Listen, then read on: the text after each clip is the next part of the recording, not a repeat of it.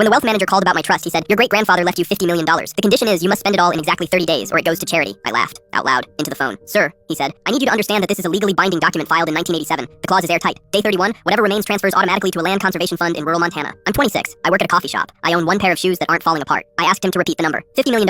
You have until the 30th. I hung up and sat on my kitchen floor for 20 minutes. Here's the thing nobody tells you about sudden money. The first feeling isn't joy, it's panic. Because $50 million in 30 days is $1.67 million a day. I did the math 3 times. My calculator didn't believe it either. I called my best friend Lucas, who has a finance degree and a spreadsheet for everything. "Don't do anything stupid," he said immediately. "Define stupid. You're already thinking about cars." He wasn't wrong. Day 1, I bought my mom's house outright. She'd been renting the same 2-bedroom in Phoenix for 19 years from a landlord who hadn't fixed the AC since 2011. I called the property management company, made an offer 20% above asking, and closed in 48 hours because cash talks. When I handed her the deed, she turned it over twice looking for the punchline. "There isn't one," I said. She cried for an hour. That was $340,000. Then I went and bought the cars. I know how that sounds. But I grew up with a poster of a matte black Porsche 911 taped above my bed from age 11 to 17. I walked into the dealership in my coffee shop uniform, and the salesman barely looked up. I told him I wanted 2. One for me, one for Lucas, for doing my spreadsheets. He looked up then. $280,000 total. I tipped the salesman $10,000 in cash because the look on his face was worth every dollar. Lucas cried a little. He said it was allergies. It wasn't allergies. By day 5, I'd also bought front row season tickets to my team's entire next season, a custom watch I'd been eyeing since college, and flew my 3 closest friends business class to Tokyo for a long weekend because none of us had ever left the country. We ate at places where the menu had no prices. We didn't sleep. It was the best 4 days of my life. That trip was $180,000. Absolutely zero regrets. But I still had $47 million in 22 days. That's when Lucas sat me down with the spreadsheet. "Okay," he said. "Fun is handled. Now we go big. We found a pediatric hospital trying to build an oncology wing for 6 years. Permits approved. Contractor ready. Just $4.2 million short.